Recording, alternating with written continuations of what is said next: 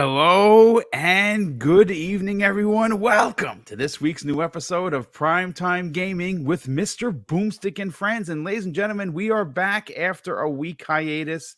Yes, Mrs. BoomStick and I are still recovering from COVID-19, and it did kick our ass. And it still continues to be a little bit of a problem, but we are here nonetheless to deliver a killer show. We do have two panel members that are missing. One, I believe, should be here momentarily in the Wandering Dutch.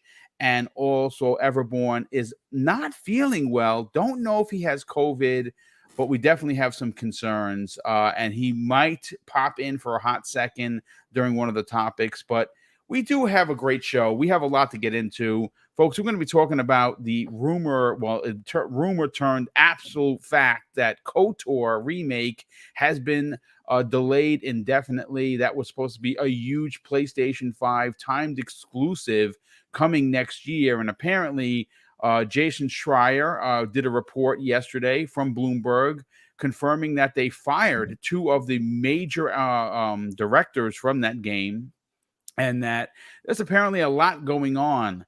We're also going to be breaking down the new rumor and has rumor that has been confirmed by Jeff Grubby Grub, the guy with the best hair in the business, that Black Panther is getting his own game, ladies and gentlemen. It's going to be an open world game made by a new studio at EA, and apparently it's going to focus on a new Black Panther. That's right. You will become the new Black Panther. So we don't know exactly what entails, but we're going to be breaking that down. And of course, to round out the conversation, because as an Xbox fan, I am frustrated AF with the ideology that they just don't like licensed IP. Well, I think it's time for Microsoft to get off their hands, so to speak, and lock up whether that be for Marvel, whether that be for Image, whether that be for DC, they need to get into the superhero business. And they have enough studios and enough talent to deliver something on the lines of an Insomniac game, Spider-Man / Wolverine that is coming. And I think that leaving PlayStation unchecked is an unbelievable mistake, considering how big the MCU currently is, how big it's going to get in the next couple of years with phases 5 and 6. And we keep seeing these shows like The Boys and many others continue to be a part of pop culture. Microsoft, I think, is missing the mark when it comes to having their own superhero that is synonymous with the brand. And we're going to get into that as well. But let's get into the introductions first. Kay Asante, what's going on, brother? How are you feeling? Man, I am good. I'm doing better than you are, Boom, which is unfortunate. This is terrible. Most of the partners around here are all either feeling something or they're come down with something. It's unfortunate, but no, I'm happy to be here. I'm happy to do the show. Last week was sad and lonely. I'm mad we missed it because it was a big breaking story about the Last of Us 2 remake shenanigans. True. Yes, we're not on point because of me. I know. Sickness. It's okay, guys. The shenanigans are going to carry on for another 2 months. We got lots of time. Don't worry. Yeah. and this is my opportunity for a cheap plug, which I did talk about on the Gaming Circle over the weekend. And we got Bit Cloud Gaming to jump in. We got Slow Mo Backslap to jump in as well. It's fun when console gamers and PC gamers and all of them can hold hands hand in hand and call people out their boobs for falling for such stupidity. But I love it. Yeah, we had a good time. I'm happy to jump back in here on a Wednesday and get this going. It's good to see you panel members. It's been a while. Let's get started. It's great. Yeah, you know what? Listen, if it turns out that Dutch can't be here, and obviously everyone can't be here, we do have some spots. So if you are someone that has worked with me before and you're listening and you want in on the podcast, let me know. DM me, and we'll get you in here.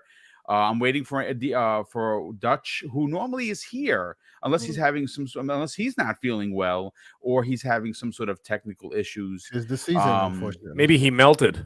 Maybe he melted because it's been actually quite hot. He's like in the UK, a pile of goo on the ground right now. Oh my with God. a beard. Let's hope not. But Crispy Bomb, we're glad to have you here, brother. Welcome back. Oh, what's up, everybody? And yeah, it's been a while. Definitely been a while. A lot of stuff happening. glad you're feeling at least a little better, Boom. And great to see Mag and Kay Asante here. We are definitely going to get into some fiery topics at this point because there's a lot of naysayers out there and just ignoring some stuff, but we'll just get into it. Come on.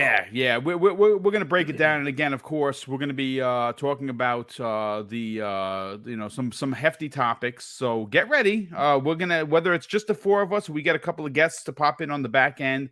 We're going to give you a nice 2-hour show. And again, I'm very happy to be back. Thankfully, I can breathe. And I can actually conduct myself. I'm not on camera again, folks, because like I said, I did shave today. After 2 weeks, I look like a hobo. It was bad, and I couldn't take the beard anymore. But the mohawk is hanging to the left. It doesn't look right, and I don't feel right. So I'm coming back on camera next week. But you know what? Let's continue with the introductions. Hey, Mag, how you doing? And what's been going on, brother? What's going on this week with you? Well, first of all, it's nice to be back after a couple of weeks. And let me just slip this in here with your camera off and you not unshaven, look like a hobo. You basically look like Randall Thor on a normal day. So I hope you're listening, Rand. So anyway, let's get back and let me. Oh yeah, no, Rand gets no mercy from me. Anyways, I gotta tell you, Boom. With all this we didn't get to talk about it, but with all this Last of Us remake nonsense, it's honestly, God, it's really getting out of hand. Like I don't know what to believe anymore about anything. You got bad footage online. I got Robert. What's his name there? Robert Morrison. Yeah. Robert Morrison, the lead animator there for Naughty Dog. He's like, it's the most meticulous work on detail he's ever seen, with the highest level of care and attention. I mean, but seriously, who's telling the truth? Well, you know what, Mag? I don't actually know who's telling the truth, but what I actually do know is I actually have some meticulous attention to detail and care that I want to talk about, and that is my balls. That's right.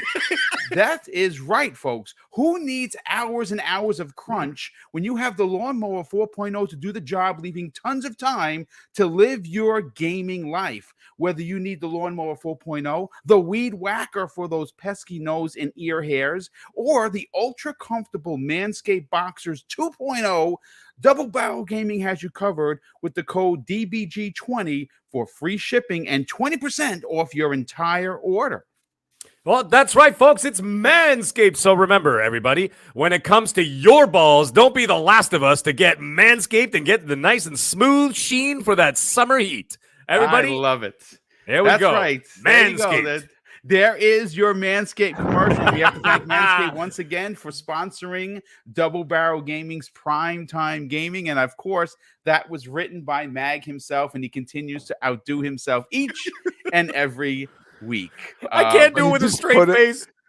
You just put a smile on my balls. I'm just saying. Like, I can't do it. As soon as you say it, it's like I hear the line of it, like, you know what else is meticulous? My balls. And that's it. I just fall to pieces and I'm like, I can't hold it together. But anyways, guys, listen, you know what's great? The chat loves it. You know what, guys? You know what'd be even better?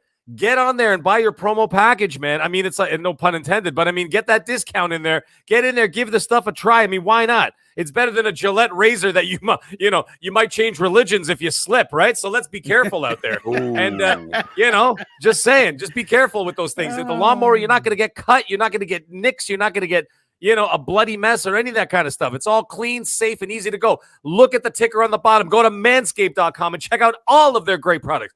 Anyways, enough. Let's get into the show.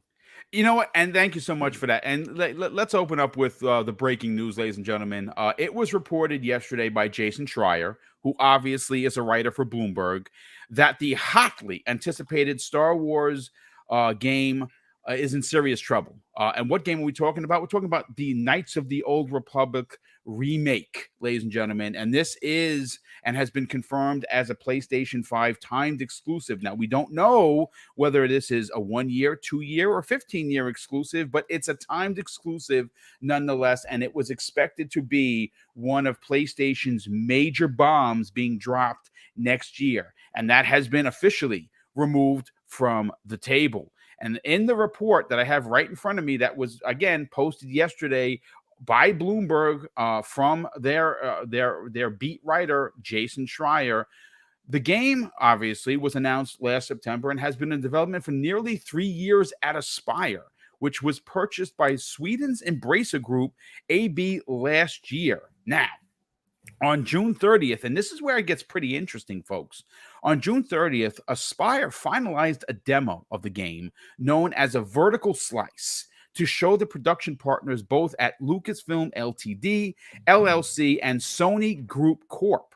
The developers were excited about it and felt like they were on track. But according to court, this comes way of someone familiar with the project, but they were also admittedly shocked in what happened next. The following week, the company fired design director Brad Prince and art director Jason Miner. Neither responded to requests for comment, but Miner suggested on a social media page that the dismissal of both directors was unexpected. Now, representatives for Aspire and Embracer didn't immediately respond to the request for comment.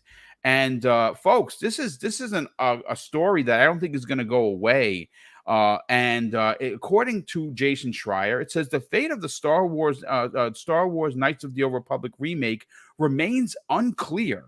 That is a big blow for Sony. And like I said, this was, look, I'm gonna say this publicly. I said it in the green room, and I'll say it live on the air right now. I gave Microsoft a ton of public, mess because I thought that them passing on Knights of the Old Republic was a huge mistake. Now, I don't know why they fired these two directors. I don't know if it's for something that's more nefarious that went on and that they're not talking about, maybe in the lines of maybe some sexual misconduct. And again, I'm just suggesting that when you fire two people that are as prominent as they are, it has to be not because they were taking naps in the pots, right? They were something actually happened where they fired these guys. They didn't send them packing with a golden parachute. They fired them. That means they dismissed them without pay. So something happened. What happened? I honestly don't know. And I'm sure that Jason Schreier, being the meticulous beat writer that he can be, besides a pompous ass, he's going to get to the bottom of it one way or another. And that is what we're waiting to find out. Again, this comes on the heels of a demo, a vertical slice that was shown to the partners. And they were like, yeah, they look like they're on track. So it is a little bit shocking. Kay Asante, is this a big blow for Sony, considering that this was supposedly one of their big exclusives for 2023? No, I don't really think it's a big blow for Sony per se, because honestly, like if it eventually would have come to all platforms, right? We know that. We don't know how extensive the money hatting was going to be, but obviously that would depend on the end product, right? To my understanding, right, it took just recently to get a demo to be shown. So all they went off was the idea that, hey, we're doing a remake of this classic franchise that used to be on Xbox. They used it to basically capture the it was console war fodder, dude. That's right. That's all it was there for. And in that purpose, it succeeded, right? The bang it needed to have at the time it needed to have it succeeded. Here we are some months later, and it's turning out to be absolutely maybe not what they bargained for. We'll see where this goes. But I mean, Sony should never be underestimated, right? Like they have this capability of turning lemons into lemonade right in front of your eyes, and even if it's still sour, you think it tastes good because it's millions the greatest of people will back since them. Sliced bread. Exactly, it's what they do. So yeah, is this goofy? Is this a black eye for them? Possibly, depending on how much they spent on the exclusivity and all that. But I honestly think this is more of a question of Embracer. Like, guys, you just acquired these studios a few weeks ago, early in the year, I should say. You had all this pomp and circumstances with Crystal Dynamic, and already people are getting, like you're saying, like they're getting like actually fired. Not even left on different on terms they couldn't agree creatively or whatever. They are just firing people. So clearly, something is seriously up there, right? Something is seriously up. So yeah, do I think this will ultimately present a gap to Sony? Probably not, because unlike some other companies, Sony seems to know how to deflect whenever they need to. So I'm sure as soon as this became a thing, they were like, hey, where's that gap? Let's fill it with some other property, right? And that's what we will get when the time comes. So I'm just genuinely concerned about the property. I hope to be able to bring it back and resolve it. I know they said they delayed it indefinitely, right? Until they replace these Yes, folks that they it fired, has right? been delayed indefinitely. Yeah, Yeah. and right now the status of the game is absolutely confirmed as to be in limbo. I see. Let's see. Scalebound. Yeah, I know. I see. I see Scalebound references already. You're like, oh no, here we go. No, but I Well, don't you think know, it's it's that funny big a you deal. say that. All Mhm. jokes aside, like Yep. I want to say this, and it's not dissing Xbox, Mm. but what happened almost seemed like that normally it happens to Xbox. Yeah, You know, of course. and again, I just look at the past history. Look at the year that they teamed up. They got the marketing rights for Fallout 76 and Mhm. the EA game that was a mess by BioWare. Oh my God, why am I blanking on it? Anthem. That's right. Anthem. Yes. Yeah. And everyone's like, oh, these are going to be great games, and they wound up both bombing, right? Yep. So this is one of those deals that it may, again, we don't know what Sony has lined up for next year. We know some of their third-party deals, like Forspoken, is coming next year, right? That's going to be a PlayStation 5 exclusive. It's coming to PC as well, but Which is a PlayStation game 5 that one day I hope we talk about, because that's a weird situation that they got there between console and PC. On PC, it's all Microsoft. Yeah, But it's on, weird. on It's weird. console, it's all Yeah. PlayStation. It's just very strange. Strange deal. But you know, like for this was supposed to be a big one for them next year. And again, we don't know what Sony has got in the pipeline. You know, remember they had a pretty good year. I mean, depending on who you ask and the ramifications of $70 worth, $40 and whatever.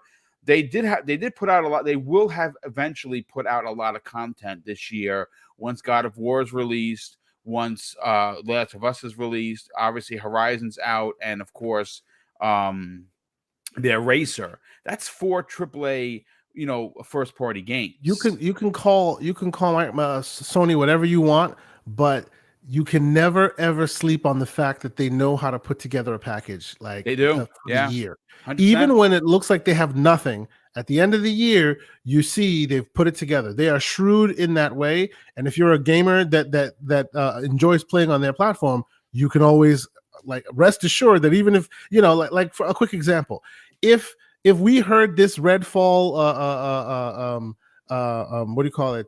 What's the other name? The other game? It always Starfield. People always say Starfield and Redfall. If you hear this news come and it was from Sony, the question would be, okay, so what would they replace it with? It wouldn't be, the year's over, right? They know how to do that. Say what you will about them. Sometimes they money hat. Sometimes they're not. They're not the most honorable of companies, but still, that's why Mag always says he loves his PlayStation, hates Sony. They've earned some hate in the way they behave. The company, right? Not the platform, and not the devs, not the studios, not the games. But see, the company. The thing that's interesting about that, Mag, is sometimes it leads me to think that the reason why you can love their platform is because you have to hate the company. They need to behave that way in order to keep you happy, giving you the games you want, even amongst delays, even amongst this and that. They are so shrewd and so malicious in their way that if you are a person that loves their game or their platform as a gamer, you love that platform because they have to be the assholes, forgive me for my French, in the room in order to make sure that come hook or crook they have something for you. You know what I'm saying? That was the most philosophical thing I've heard in months. No, and it's brilliant. I'm actually completely and utterly blown away because there we go. Because he's right. No, because he's right. And it's terrifying that you're just like, my God. And I think that's the reason why Microsoft can't seem to connect, because they don't want to be the assholes in the room. They always want to make sure that they're the nice guys, and that means you wait and wait. Oh God, and you're so right. It hurts. But yeah, so specifically to Sony, I don't think this will be a black eye for them because they always know how to come back from it. They have a plan C ready to go. You know what I'm saying? Yeah. Well, I mean, listen, you're onto something, and that's a good point. Let Crispy Barm, let's bring you into the conversation. Obviously, this is one of those stories that has a lot of layers. We won't learn what's exactly happening. This is just the first salvo of stories that are going to be happening in the coming weeks for sure. And we will learn exactly what is happening with Aspire. Remember, remember they are tasked, folks, with delivering one of the most classic Star Wars titles ever released on home console. And this is a studio that has in its history only done ports for mobile. So, I mean, obviously, according to the report from Jason Schreier, they did have the vertical slice ready, and it did show well. So it's a bit shocking, but again, Sony, they do keep their cards close to the vest. We don't have any idea what they're going to be doing for 2023. We know Microsoft has a ton of games coming out on the first half of the year. We have a strong suspicion that they're going to finish off strong for the remainder of 2023 with potentially, Avowed or even Hellblade or both. I couldn't say whether it's going to be one or the other or both. But Sony does. We don't know what Sony's going to do. We knew some of them, and this is one of their big games. This is a big game for a multitude of reasons. Forget the fact that it's normally known as an Xbox exclusive. I mean, that in itself is the conversation. But the fact that they're not going to have this game next year or maybe even in 2024, that's saying something. Is there room that this game for Sony fans? I have a theory. Embracer buys, the Western division of Square. Okay. Eidos, Montreal, and Crystal D.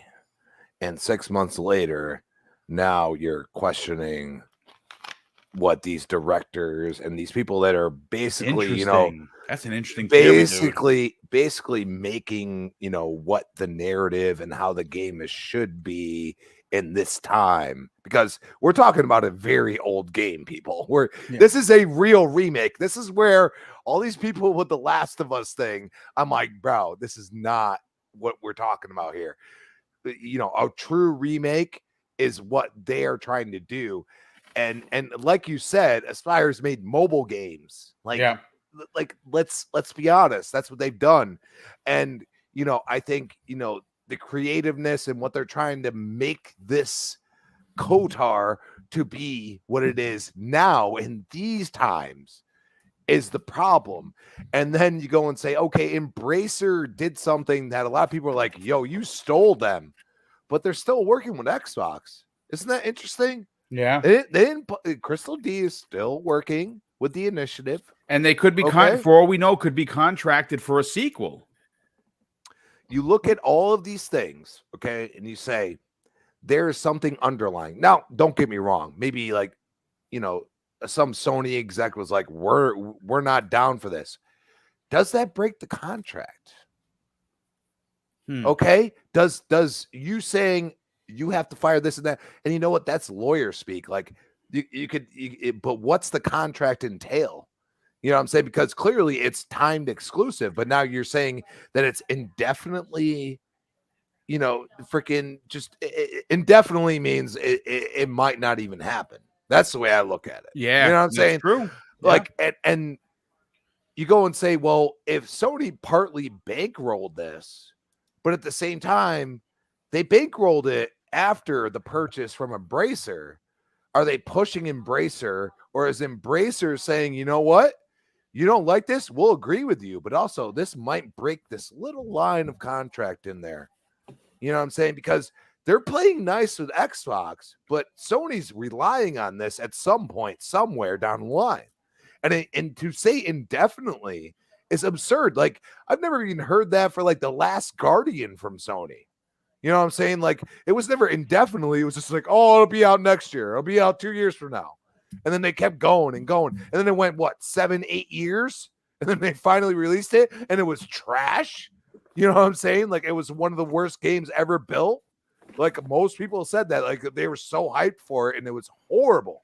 But that's okay, right? Because to your point, Crispy, to your point, it sounds like because of that meeting, for whatever reason, they have to now convince the pocketbooks again that this might be worth it, rather than opting out. It looks like it's indefinitely shelved until you guys can prove otherwise, and they've already fired two of their key members, right? So you're right. This on is that. this is where I'm gonna kind of bring it full circle.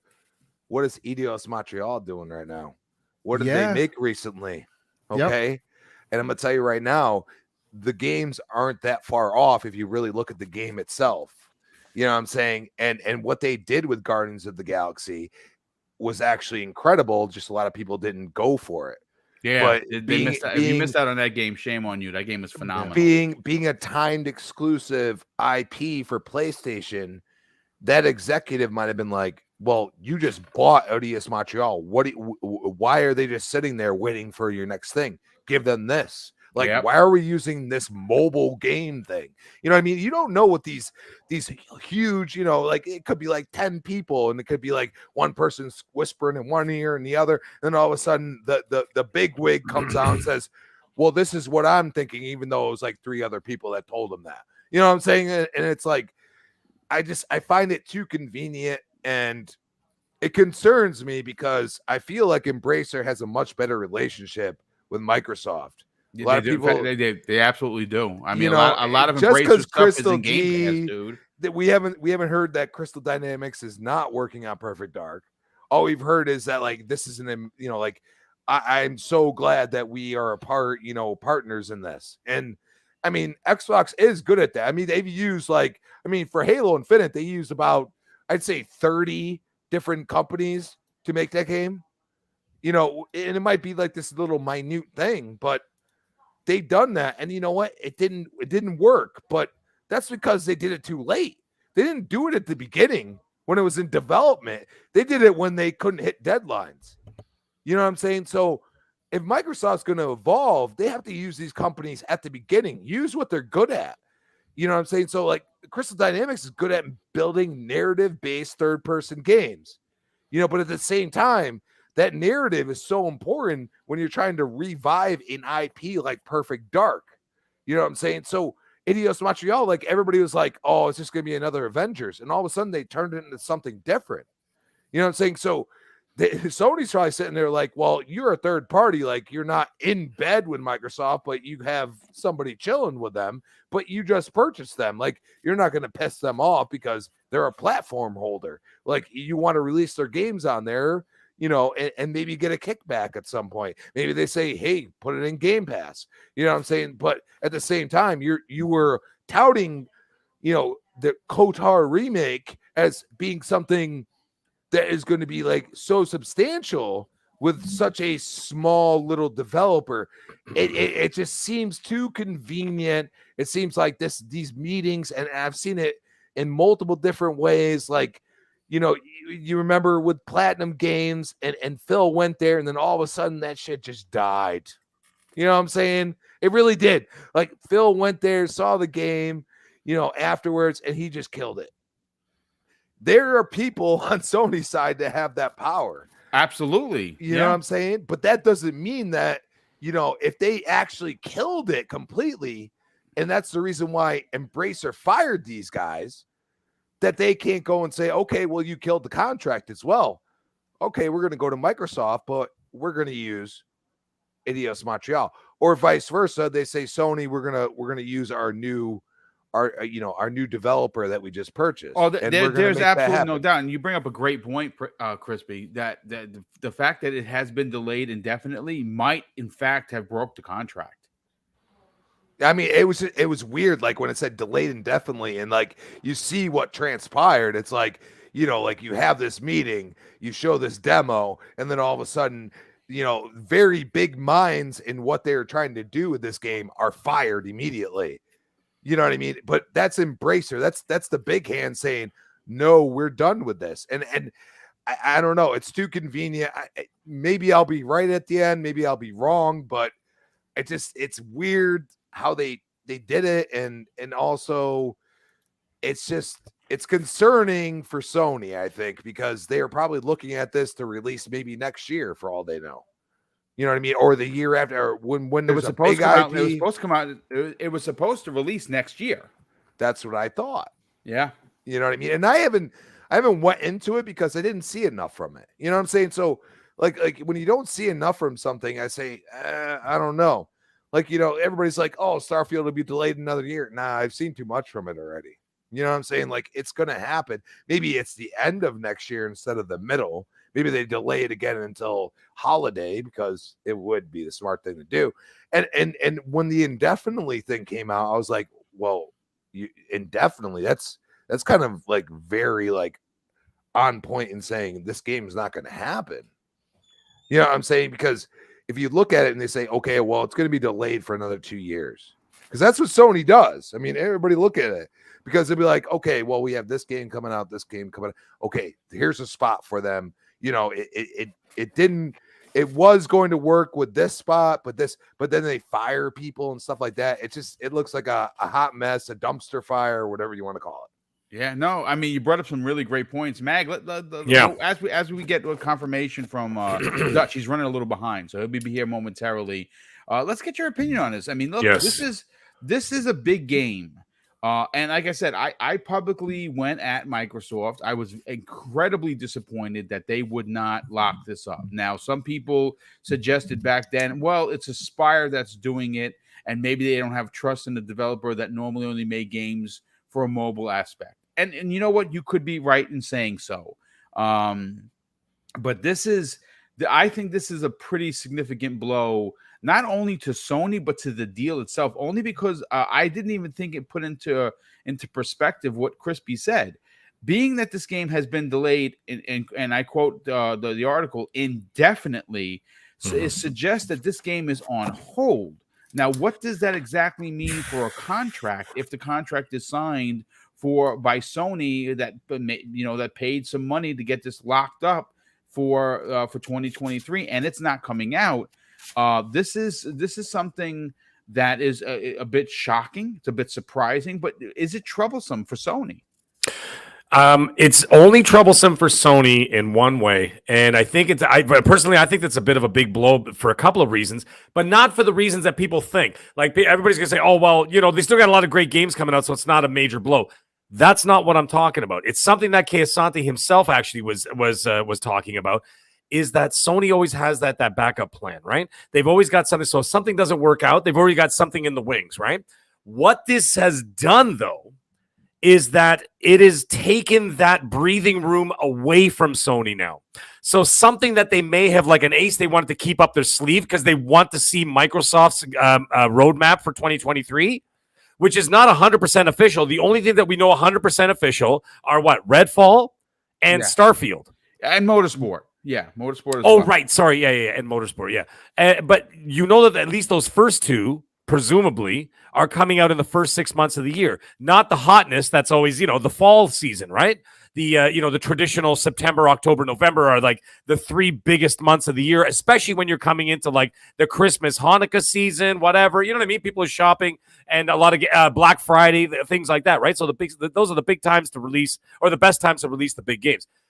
When you've lost this big game in there, they now have to take one of those aces up their sleeve and put it on the table. And it's not something Sony wants to do because they don't know what Xbox is releasing in the fall of 2023, right? So they wanted to keep something. Like, for example, if you look at their 2023 lineup, like I was looking at it, like this was, I don't know, about a month ago we were talking about it, and I'm looking at it, and I'm like, all right, Xbox is looking great for 2023. We'll see what else they're going to release in the second half. I'm like, but my God, Sony's games.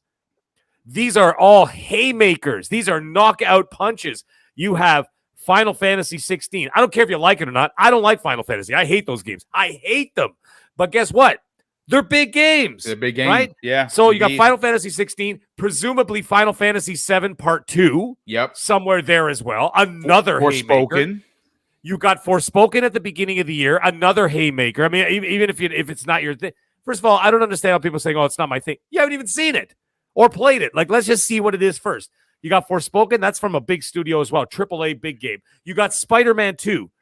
These are Mike Tyson 1989 punches. Yeah. Okay? Not 2020 like pay-per-view Mike Tyson.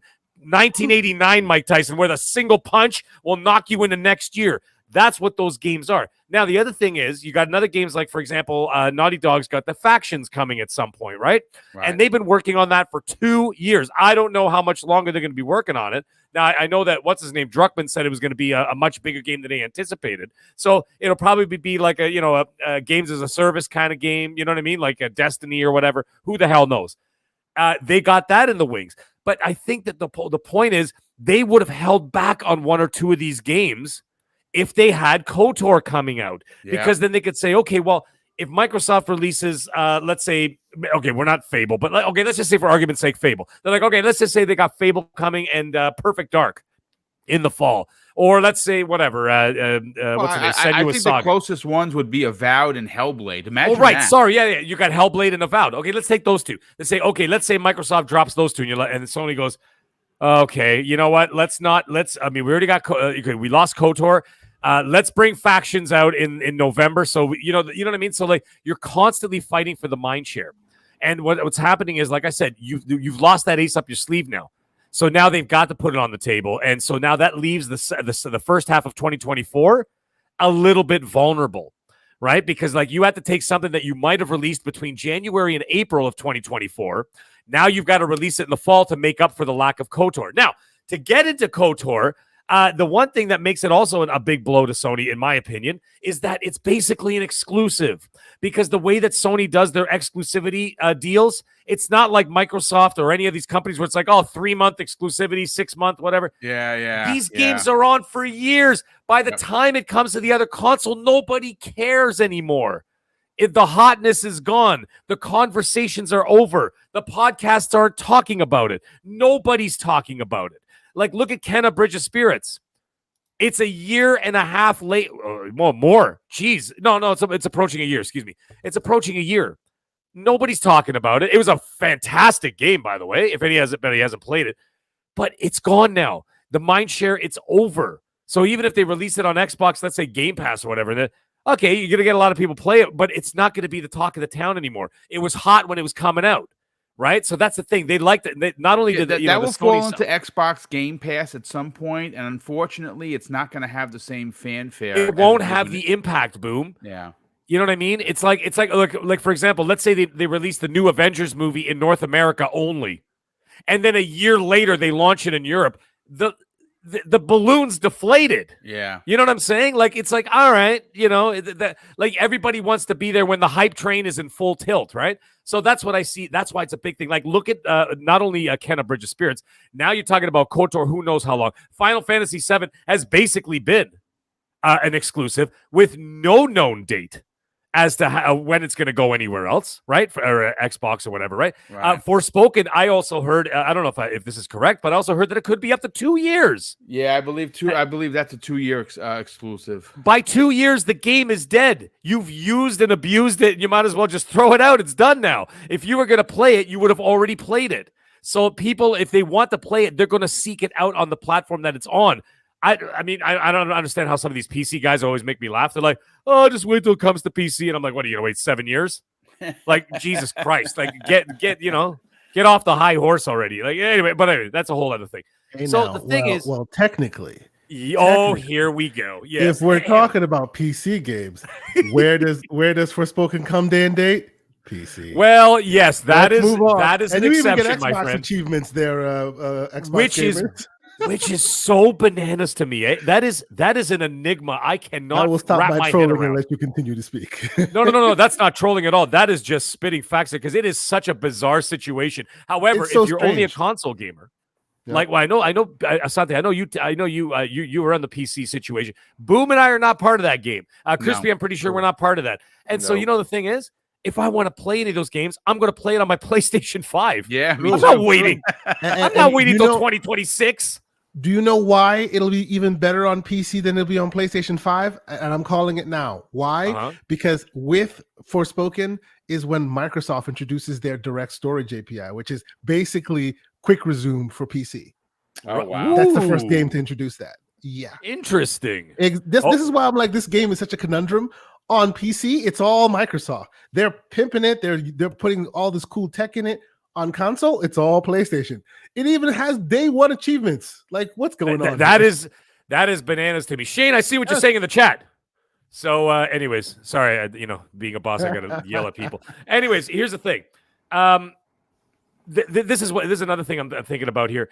If you look at this company that's doing this now, there's a couple things when I'm thinking about this. Like, okay, well, they did mobile games and stuff like that, right? And people are a little bit worried about that. That is understandable. Okay, however, you look at God, I forgot their name now. The ones who made Days Gone, they were doing mobile games and support for other Sony studios. And they came out with Days Sony Bend. Yeah, Sony Bend. That's it, Sony Bend. And then they came out with Days Gone, which I know it's controversial for some people, but hey, that's what opinions are for. It was one of my favorite games of last generation. Yeah, I know you loved that game, dude. I love that game. Yeah. It was a great game. And that came from a mobile studio and a support studio, for Sony. So there's the possibility there. The other thing I wanted to bring up is that let's not forget that God of War 2018 was scrapped and was indefinitely delayed. Yeah. And then it came out to be one of the best games of the generation. Not the best, but one of the best of the last generation. Okay? So their possibilities are still there to release a fantastic game. Now, the thing is, let's not forget Sony, okay, they put money in this. They're going to slap you around. Yeah. And make sure you make the best game possible. Sony, for all their faults as a company, the one thing that they do right is they don't mess around. They're like the mafia, bro. They are the mafia of the gaming world. Yeah, they're like the Suge Knight. They'll hang you over a balcony and get the rights to that game like they did to Vanilla Ice. These are the kind of things that they'll do to people. By the way, that's a true story if anybody knows. Ice Ice Baby was given up. Yes, and Suge Knight hung him by his ankles over a balcony in Miami. Anyways, the thing is, God of War was scrapped and started over and became one of the greatest games of the generation. Okay? And you look at it. So indefinitely is another thing. And the other thing I want to say, I know I used the word breathing room a couple of minutes ago, but I want to bring it up again because indefinitely also buys them some breathing room because they could just say from this point, nobody wants, as everybody has said before, nobody wants another Cyberpunk situation on their hands, right? They don't want it delayed 7 or 8 times and all this conversation and driving everybody crazy and upsetting gamers and the industry people alike. By saying indefinitely, now you're like, oh, okay, we got some time to do this. What the hell is the problem here? They pull some guys from the Sony studios and be like, guys, let's fix this situation. We got money in here, but you know what they're going to do? Sony could easily turn around and say, by the way, doing the mafia thing, they could be like, we gave you X amount of dollars. We want 25% of them back if you're not releasing in 2023, because now you're messing with our schedule of release games. So we want 25% back. Oh, and by the way, you're still giving us the full game, and we want DLC. And we want it for 25% off the asking price, that whatever. And that's something that they could rework. And at the same time, Sony can bring in their people to polish this thing up, or maybe start it over. God knows, we don't even know what how far into the game they are, or what's exactly happening. But like I said, by saying indefinitely, you've now taken it out of the mind share of the community, and now it gives them time without any with very little pressure from the community as to when it's going to come out and what it's going to be like. When they re-show it, or when they show an actual trailer, then people will start talking. But by then, they should have a much better polished product. But by this, you've backed the people off. Okay, look at the nonsense with the toxic community. I won't say toxic Sony community, because it could have been anybody for all we know. The toxic community at large harassing the living Christ out of the Santa Monica people about God of War. You don't want this happening to these developers while they're trying to make this game. Right? So by saying indefinitely, everybody says, all right, well, we'll just forget about it for now. And they will. Then they'll move on to the next controversy, right? And so that, like I said, it takes them out of the spotlight and buys them the time they need to get this game right. Last thing I'm going to say before I pass the mic is that the thing is, by losing a game like KOTOR, PlayStation still got a hell of a year, but Microsoft just got a little bit of a break here by not having KOTOR in the lineup that they have to compete against. My God, Microsoft, can we take out the bear claws and strangle the bunny, for Christ's sake, instead of petting it? Like, you know what I mean? Like, you've got the opportunity to last year, not this year, but last year, the opportunity to put the boot on the neck, and you missed it.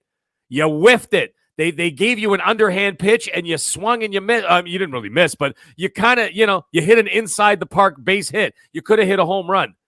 When the other guys slip up, that's when you give them that's when you give them the knockout punch when they slip. And if they slip even just a little bit with one game, like KOTOR, because don't forget, KOTOR is not just a game, guys. It's the brand recognition. It is Disney. Okay, these are big names. Star Wars. I don't have to tell you how big those names are, because even if the game is even mediocre, it's going to sell 15 mil right off the rip because of the name Star Wars, right? Matt, can I ask you something? Yes, of course. I wonder if in the contract Lucasfilm could pull it. I wonder that. That's where you go and Disney has the ultimate say on all of it. In any aspect of this business. While these guys are going back and forth, they could easily say, "Hey, we're sick and tired of you guys playing with our brand. It is pulled from you guys. We're taking our IP elsewhere." They could easily. And Iger's gone. That's my interest. You know what I mean? Iger's gone. Chapek, the Bulldog, is in. Oh yeah. And Chapek is a monster. He doesn't tolerate any of this crap. And I said there's going to be a big changes at Disney coming next year because the board is sick of what's happening with the Disney products. Yep. And the direction the company's going. I'm not going to get into that stuff. We do it privately, whatever. But the political nonsense, whatever. But they have the faith in Chapek to turn this company into what it was, right? And they're going to erase whatever Iger and his cronies did. So the thing is, Chapek is not going to put up with any crap from this. So yes, he's got a hand in this. And yes, he's got ultimate say because it's his. It belongs to him. So therefore, I mean, all they're doing is licensing it out. But at the end of the day, Sony still has the ultimate veto power. This is a name brand recognition game by the way, a very popular game for anybody old enough who have played it, right? So that's what I'm saying. This is a huge deal. And you know what I'm saying? So like I said, at the end of the day, all they got is a little bit more breathing room. I think that it'll still come out within a year and a half from now. Let's say a year and a half, maybe. Let's say like mid 2024. Something like, or mid 2023, end of 2023, something like that. Or sorry, excuse me. My God, I'm like losing my mind here. Let's say 2 years. So let's say halfway through 2024, I think this game still comes out. Yeah. You know what I'm saying? Yeah, that's what I'm still thinking. But I'm saying indefinitely, it takes the pressure off and it takes the spotlight off, and that's what all I was really trying to say with all that, So anyway, listen, the chat was eating it up, brother. They loved the way you were pitching this, and good. Listen, everyone had great takes. Dutch is having some technical issues with his mic. He'll be in here momentarily. But before we get on to the next topic, I got to catch up with some of these super chats. Been quite a few of them. The first one of the day comes to us from a very good friend of the program. Sith Lord drops an outstanding $2 super chat and says, "Glad to see the boys are back. Hope everyone is okay." Well, we're glad to have you back, brother, and thank you for the warm wishes. Don Otaku drops an outstanding $10 super chat and says, "Every Sony game this year has had an asterisk. Horizon Forbidden West was buggy and got overshadowed by Elden Ring. Gran Turismo 7 was MTX ridden. And of course, that means microtransactions and online only. Now, The Last of Us Part 1, is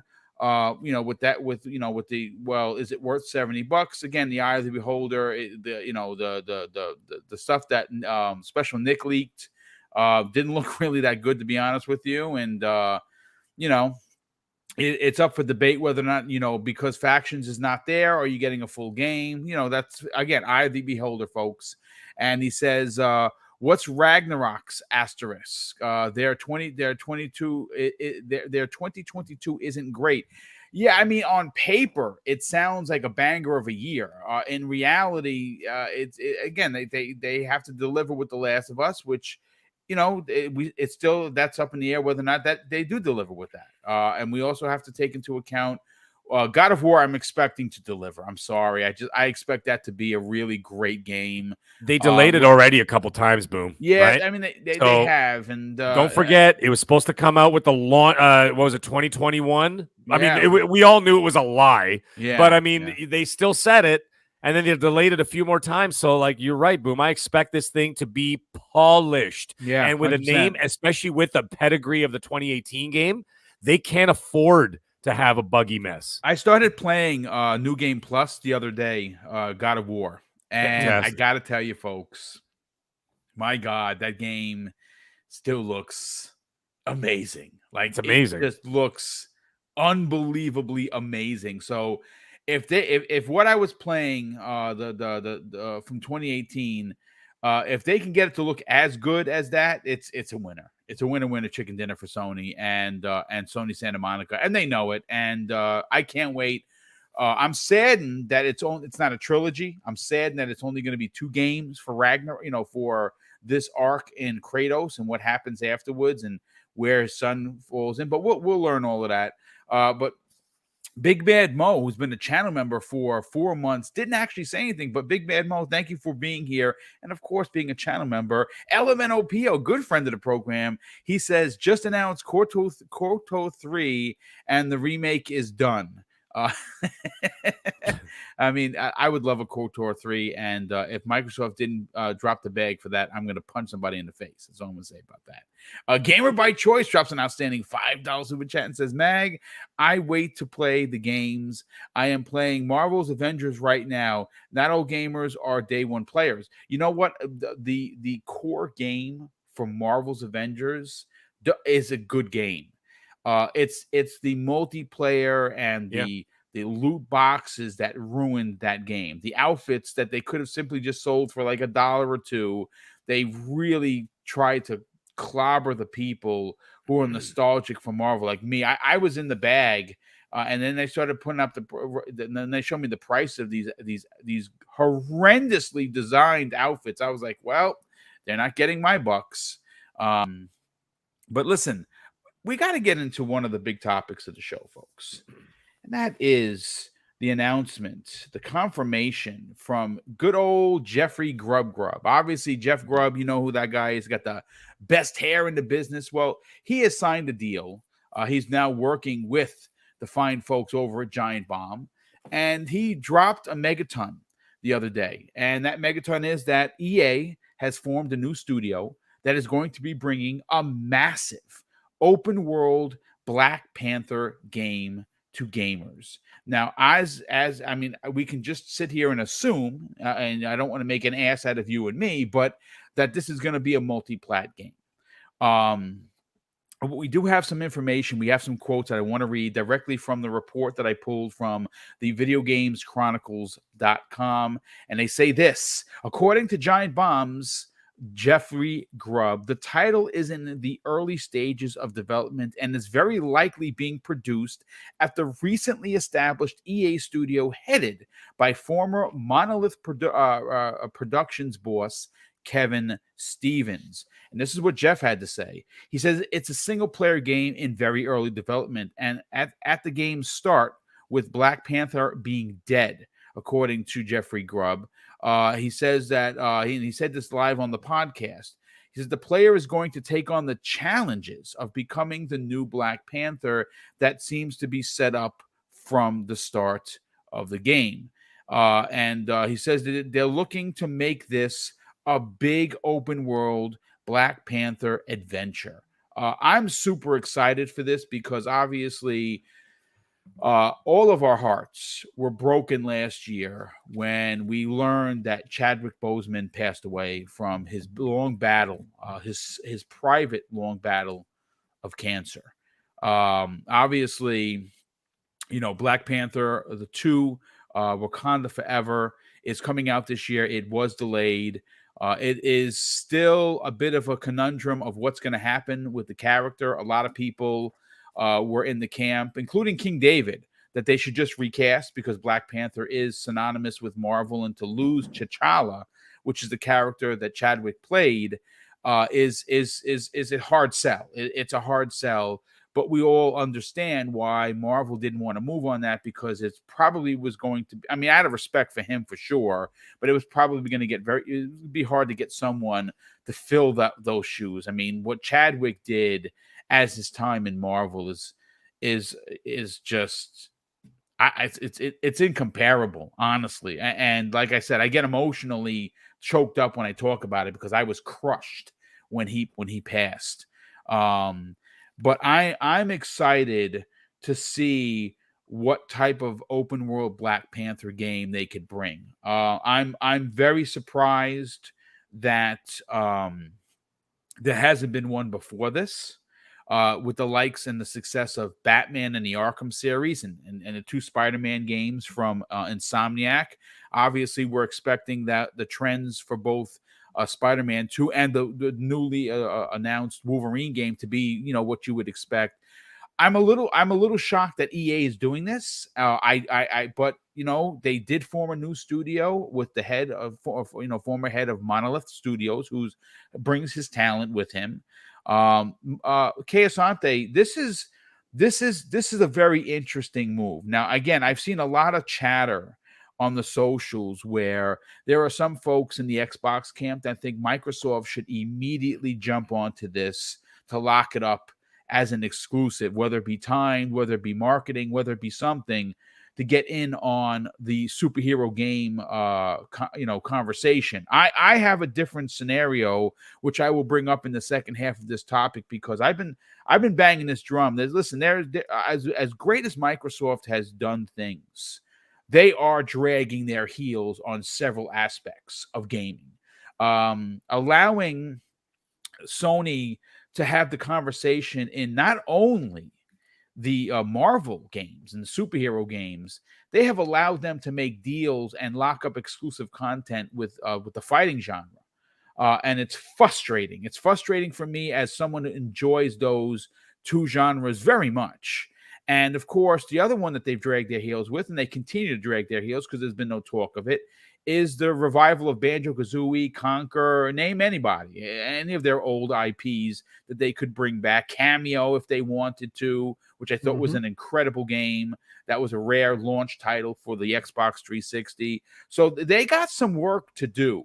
And I'm going to say this. I'm going to die on this hill, folks. I think that Microsoft sitting on their hands the way that they have regarding the superhero genre is a bit of a conundrum. Again, to me personally, I think that if we've proven anything, or if anything has been proven to the world, it's how important superheroes currently are. And let me just throw some stats out here. This comes the way of Benji Sales, who's a good friend of this program, great friend of the community. Guy knows his business. He's a numbers guy. He put out a tweet that, even though it's regarding film, I just want to show you how much interest an exclusive, technically at the time, if it wasn't now mentioned by EA, an exclusive Black Panther game for Xbox could have been. Now, these numbers come directly from the first 24 hours of the trailer for Wakanda Forever, okay? And these numbers, folks, are not gamers.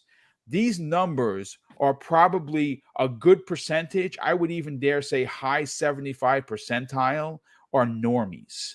Listen to these numbers, folks. In the first 24 hours, officially, the first 24 hours after they unveiled the Black Panther 2 Wakanda Forever trailer, there were 100 million views across multiple social circles. Twitter, 42 million. Instagram, 20 million. YouTube, 15.5 million. And Facebook, 23 million. That is 100.5 million views in 24 hours. And again, I understand that, one is film, and it's an emotional film. It has a significant amount of relevance because Chadwick is no longer with us, and people want to see what happens, whether or not Shuri takes over, what happens to M'Baku, does he become the king? We want to know all these things. But the fact that many people took interest in a trailer tells me that Microsoft is missing the mark when it comes to getting a character, any character that's synonymous with the brand. But let's tackle the Black Panther open world game. Okay, Asante, is this exciting for you? Yeah, I'm a big Black Panther fan. I like what, believe it or not, I like what the Avengers game. Oddly enough, the Avengers game, yes, that heap of trash that people like to dump on. You If said you that haven't the played that Wakanda Wakanda, DLC was incredible. you need to play it. It is damn good, to the point where I'm like, I wonder what the differences will be here, because that Wakanda expansion has kind of really like has kind of set the stage for what a good Black Panther game could potentially be. Interesting. So, oh yeah, it's darn good. Like, yeah, it falls short in a few places, because how far can you go off the beaten path outside of your core Avengers game, right? But what they did there was, the characterization, the world building, absolutely fantastic. Did a great job there. So, it does excite when we're talking about a potential Wakanda full-fledged open world. You can like explore the world. That would be absolutely awesome. Now, to your point about Microsoft and all of this, the problem is you must have foresight. By the time you hear about this has been in the works for some time. Deals are in the works. Wasn't it Phil Spencer that said by the time it hits Twitter, we've already seen it, dealt with it, and it's a thing that we've known for one reason or another. We passed on it or whatever. Like, he said that on numerous occasions, that by the time we hear about it, the unwashed masses, it's already been in their ears and they've already made decisions on the thing, right? It requires somebody with some foresight, somebody that can look around during the time when it wasn't superhero season and go, look, I see in the next couple of years it will be superhero season, so let me fight for this game, right?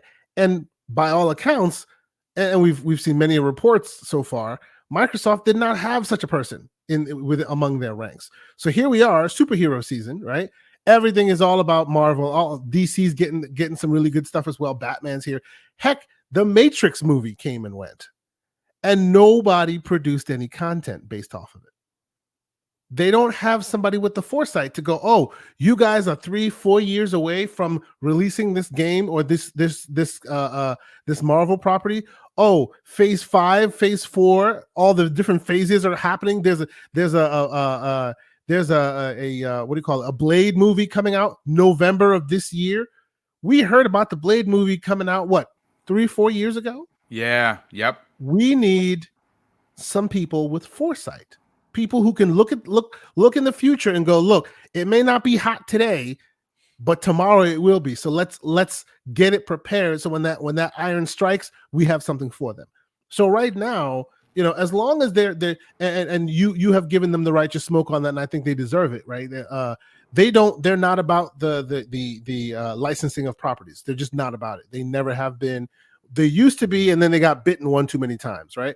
So they just aren't about that. So because they're not about that licensed property, even today, when they're seeing how much cachet that Sony's literally eating the generation with because of all their various licensed property, they're still kind of like, dang it, we didn't strike when it was hot, but oh well, at the end of the day, we're not about that licensed property anyway.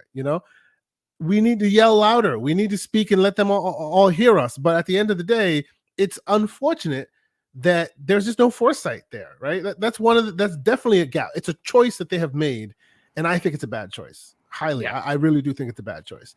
But hey, what are you going to do? I do want you to elaborate on something though, because you see, people think that because we're a small podcast that we don't have a voice, or let's say, for instance, you don't have a podcast. Let's say you're just a gamer.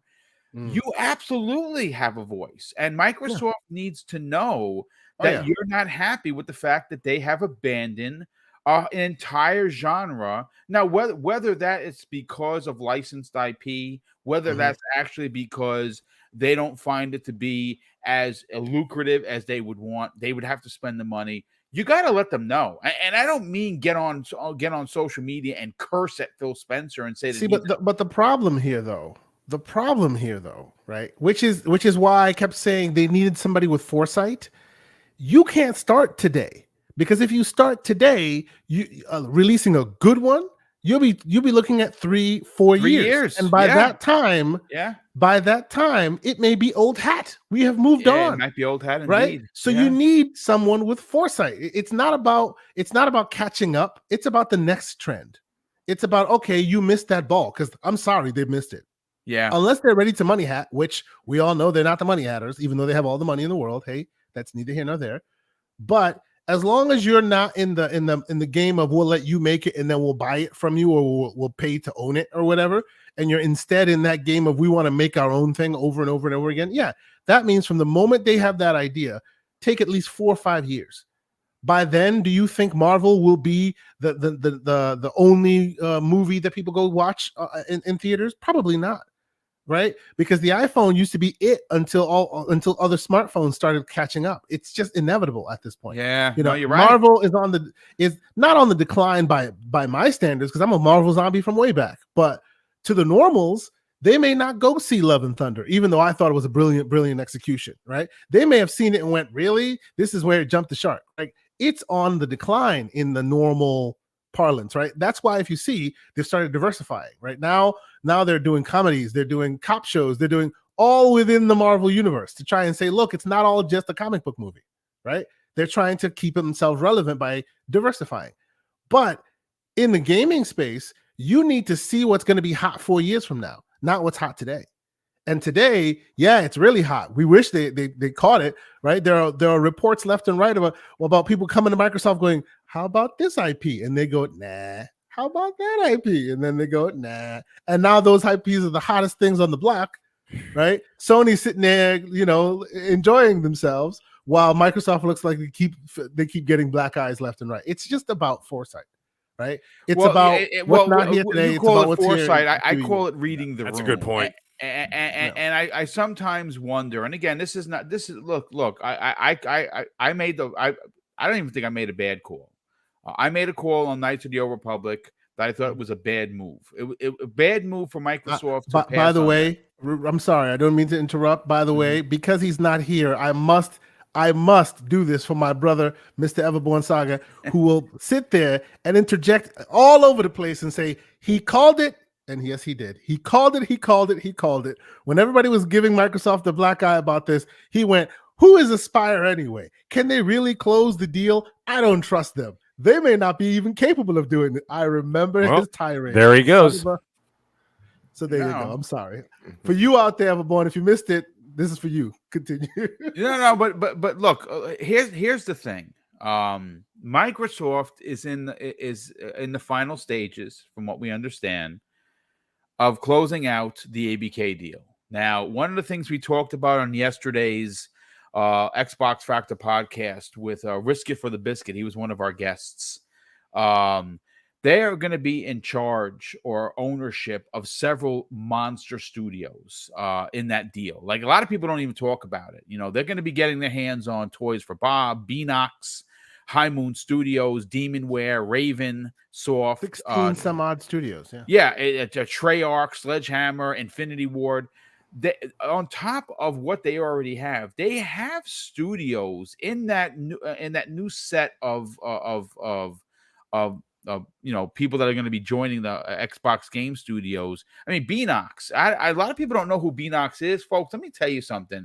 Before there was an Insomniac Spider-Man, Beanox released back-to-back any Spider-Man killer really Spider-Man games. I mean, before there was an Into the Spider-Verse, they were doing it, man. They had a four Spider-Man game with all different Spider-Mans from all different parts of the timeline. It was amazing Xbox 360 games. Because I listened to your show that a couple of days ago. I reinstalled Singularity from Ravensoft. Dude, my goodness, that game is still amazing.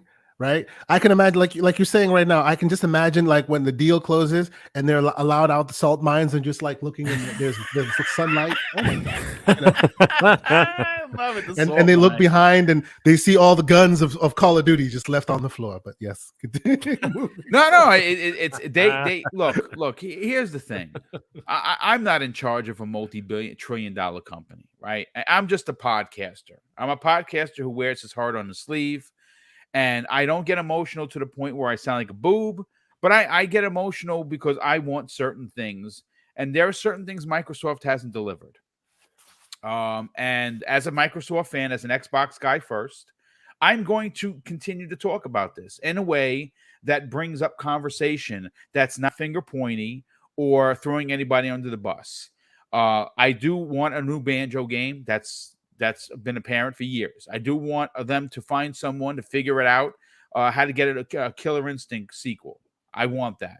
But more so than those two particular genres, I really feel, especially when superheroes, whether it be DC, whether it be Amazon with The Boys, or the one with the father and son, the animated one. Invincible. Yeah, Invincible. Invincible. Yeah. Thank you. Yeah, I mean, as superheroes are a thing, and Sony, like I said, they have the pulse of what's hot, and they have Spider-Man locked up. Which again, we don't know if that has to do anything to do with the sharing agreement. It probably does. They have Wolverine coming. They're rumored to have a third. I don't know if it's Insomniac per se is doing it, but they have potentially a third Marvel IP exclusive. Folks, at some point, my pop used to say this, pardon the French, shit or get off the pot, son. You know what I'm saying? And, at some point, they're going to have to make a move to be a part of the equation. They cannot allow, like even Nintendo has an exclusive Marvel Alliance 3. Now, did it sell 200 million? No, it didn't, but it's still an original, AAA designed game that's exclusive to Nintendo. Microsoft is the only one without an exclusive Marvel So game. boom, real quick though. So Yeah. imagine someone hears this from you and they go, you know what, Mr. BoomStick XL, you are absolutely right. You've nailed it. We have failed in our duties. We have failed this city, as they say, right?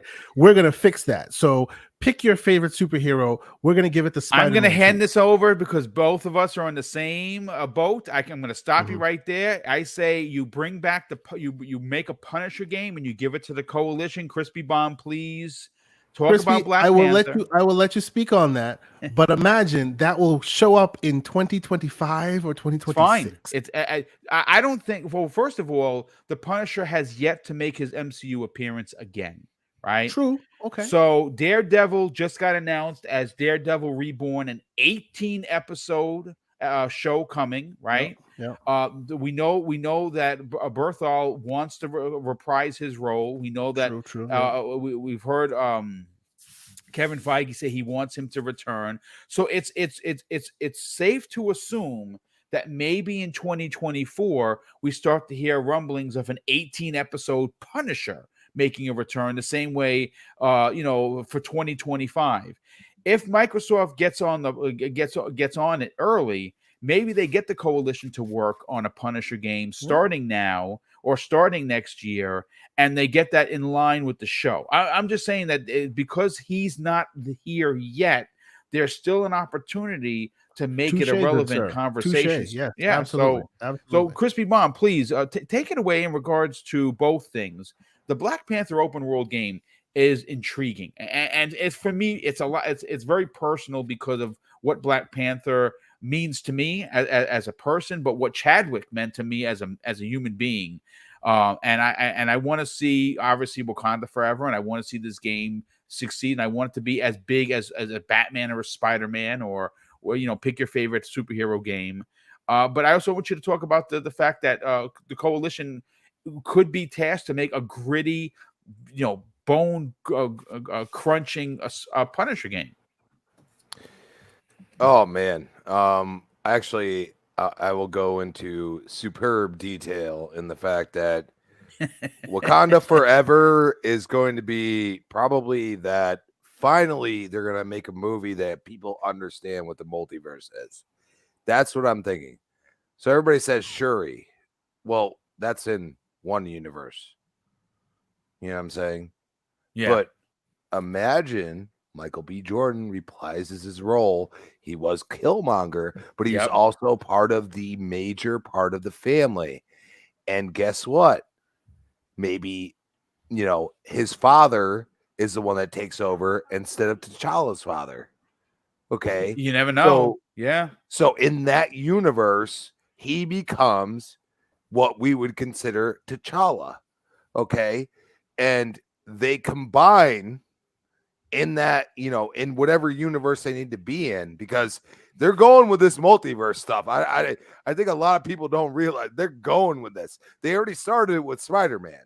Okay. If you really look at it. All right. And then, regardless of how you feel about the multiverse of madness, you're not seeing what they're trying to do. When they brought in Captain Carter and all these things that, came from the shows, they're going to combine the shows and the movies and they're going to make something. Okay. Yeah. So I warn you now, me personally, like if they are both portrayed as Black Panther within their universes and they come together and they really destroy stuff, that would be really cool. And that's where I go and say, like, Jeff Grubb might just be thinking that way. Like he might be having he might have some, hard details, but he might have some assumptions about the games because, if you really look at it, you're going to have a choice of what you do because it's the multiverse and you could have somebody else be Black Panther than even you would realize, you know what I'm saying? In another universe. That would be, it's logical if you're into Marvel like I am. Like I love Marvel. A lot of the storylines they've went through, they've kind of, flushed them out in their own way, but at the same time, it's very interesting because they've added like different characters than you would think. Obviously, getting the Fox properties with X-Men and everything else throws a wrench in it. We're going to get another Fantastic Four. Can they do it right? That's the first thing I say. I have a feeling that it is going to be done right. There's rumors that Steven Spielberg is going to potentially be directing. Again, there's a lot of stuff. Well, you have to be honest. They have to because they've already announced the Secret Wars and Kang. Okay, well, the D23 is in October, I think, and supposedly that's when the big information on who's going to be directing. If even the Secret Wars, that's Doctor Doom. So you have to do, you have to do Fantastic Four, Battle World. Yep. Yeah. So if you looked in the comics, like they do use the comics, but the comics still will mind F you until no end. Okay. like because I also seen people say they're going to go into World War Hulk in phase 7, and World War Hulk requires Wolverine. Yeah, 100%. Absolutely. It requires, because Wolverine is the only person that kills World War Hulk, which destroys the planet, by the way. Okay. So these are things that, like, yes, they could use them, but when they're announcing these things, I'm like, Secret Wars. I'm like, dude, so basically you're ending that universe. And then all of the characters that we love that survive are going to go into new universes. That's the way Secret Wars ends. So I'm with Jeff. I think it would be logical to pick your Black Panther. You know what I'm saying? And, in the logicalness, it have to be somebody from Wakanda. You know what I'm saying? So you have to be logical about that. It's a fine line that they're riding. As far as the Coalition doing a Punisher, the one thing that it requires the Coalition to do is make a game that is not only, cover based, which I'm going to tell you right now, if you've watched anything that comes from the Punisher, he uses everything around him. And that's exactly what the Coalition does with Gears. Okay. But not only that, the hand-to-hand combat. Imagine Gears with serious, visceral hand-to-hand combat inside of a game. I think people would just, their minds would be just mush by the time they're done with it. You know what I mean? Because really, like Netflix, you can give them all the discredit or not, but when they had that IP, I'll tell you right now, the Punisher is amazing. Yeah. Like, and even, the spin-offs, involving all the other characters, like they did a really good job. And because of like how, bloody and everything else at that period of time, I think people were turned off. But as we've went through The Boys, which is just absolutely like, heads exploding, all the blood in the world. And then like, even like taking a cartoon like Invincible from, Amazon, and just, it is just brutal. Like if you really watch that, it is absolutely brutal, and people accept it and they love it. So, I think we're at the time where there's going to be people that hate it and they don't want to watch it. Well, that's fine, but I want to watch it. I'm just saying. So you take the visceralness of having, you know, more cover base, but at the same time, you could walk up to somebody and be, you know, the assassin, you know what I'm saying, and just take them out, you know, because you're just smarter. You know, I think the coalition could do that quite well. Is it going to happen? God only knows. This is just all speculation. But the point is that I hope if we do get an IP, because I want one. That's what I want to tell people. I want an IP that is worthy for a certain studio. Like, hypothetically, you take Ninja Theory and they're done with Hellblade 2. And you say, well, guess what? They want to make a Black Widow game. And if you've watched anything from Black Widow, her narratives are in her head. Okay. A lot of the conversation is all from her in her head. And that goes through the comics as well. You see her thought process and how she does it. And that's why you're like intrigued, because she figures it out. She figures out how to kill that person or do whatever. So you do that the right way. And that's what the right way is. Like you use the right, you know, developer to make those said games. But at the same time, we've just had too much time where we're just sitting here like, dude, like there's all these IPs that Sony's just like, hey, here you go. His you money. know what I'm saying? Yep. You know, but you got to realize they got Spider-Man sitting there and they say, well, Spider-Man has done better than the last two you just did. You know what I'm saying? Like Spider-Man is a hit, and Marvel does not want to let that go, even though it's like all contractual stuff. So they ask for this, they ask for that, you know, Sony does, and Marvel is more than likely to do that. So then they can have that, you know, Spider-Man in the movies. Just a thought, just saying. Yeah, no, I mean, listen, it's good stuff. You know what? Before I give them pass the mic to the mag, you know what? You asked a question, K-Sunday, but I want to ask you the question: who would you want to see make? What exclusive character would you like to see Xbox get? You know, actually, I actually think they do really well with a Spawn game, like rethinking of Spawn as a character, because it's a character that the diehard really like gravitate towards, but it hasn't hit critical mass yet. You know, it hasn't really. It's not a household name for obvious reasons, right? So I would like something like that, or me personally, there are so many great comic book characters that have been a part of the pantheon that people don't really get. You know, you always get your Batman, your Superman, your, you know, the standard fare. I see somebody in here saying Judge Dredd. Exactly. Oh, you know, Judge Dredd off would the be beaten path awesome, characters. dude. You know what I mean? Yeah. Like, you know, that's where I would be excited, right? A Lobo TV game, you know, like just the weirdest offshoot stuff, because The stuff we keep getting more of. Well, it gives you license to for a little bit more creativity.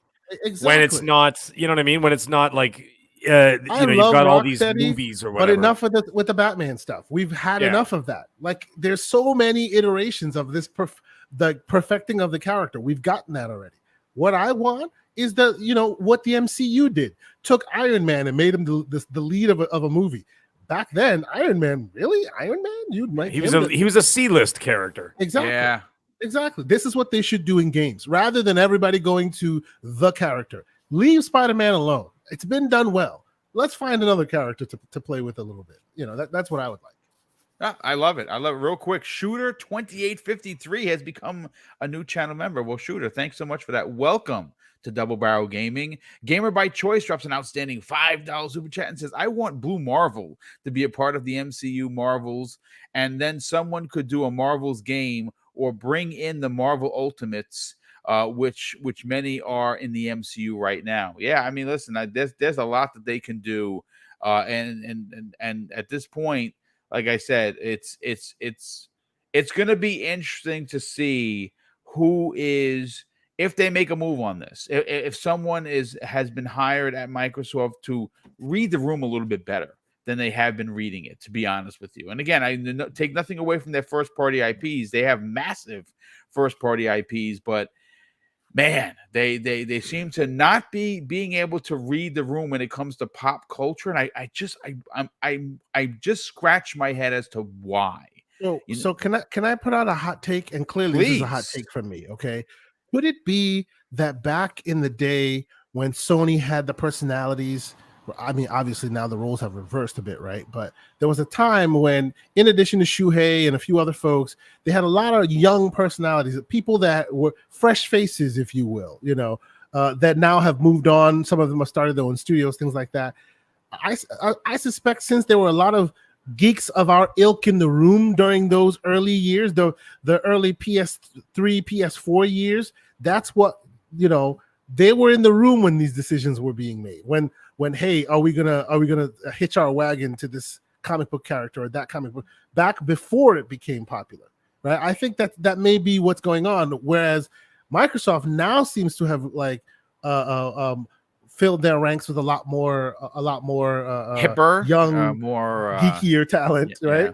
And back in the day, it was, I love the man to death, but we had the likes of like Major Nelson and things, which they may not be the springest of chickens, you know what I'm saying? So I think that may have led to them not striking while the iron was hot. They didn't know what The Boys was until it was a little too late. You know what I'm saying?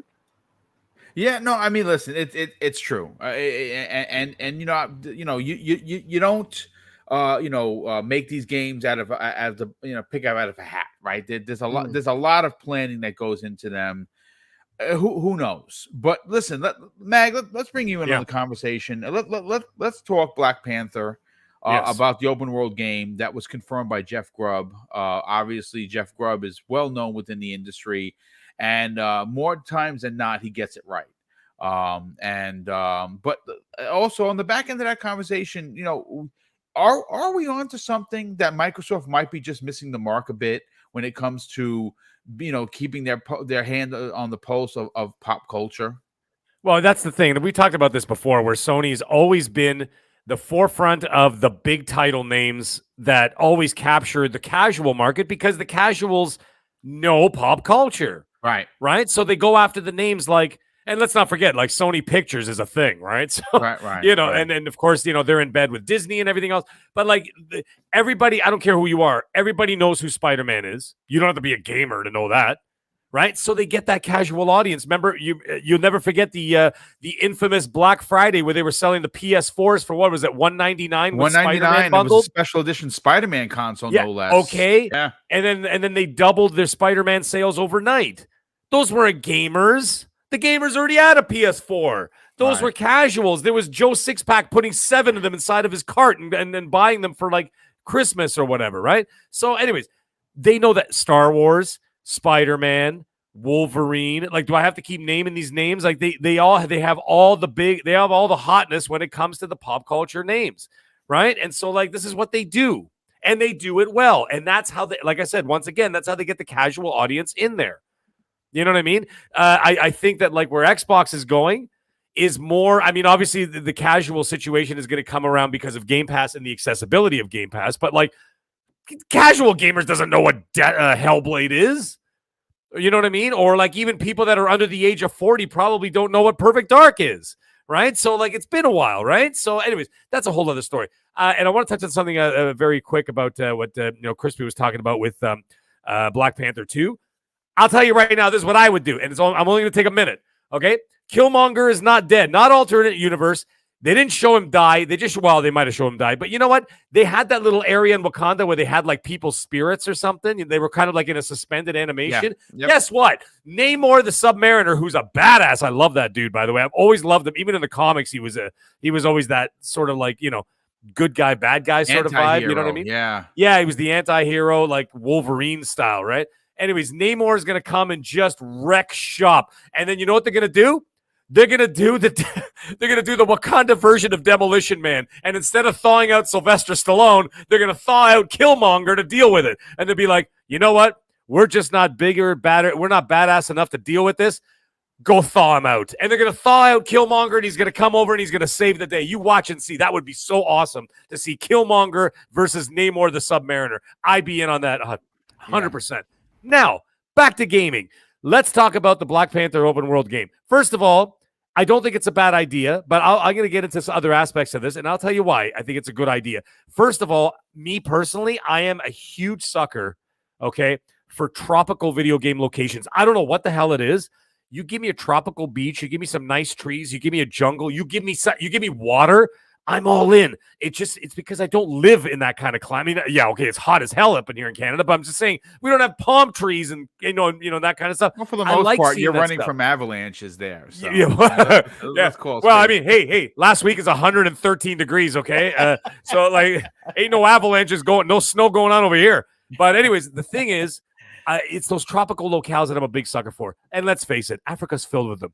You've got 54 countries, I think, in Africa. Okay.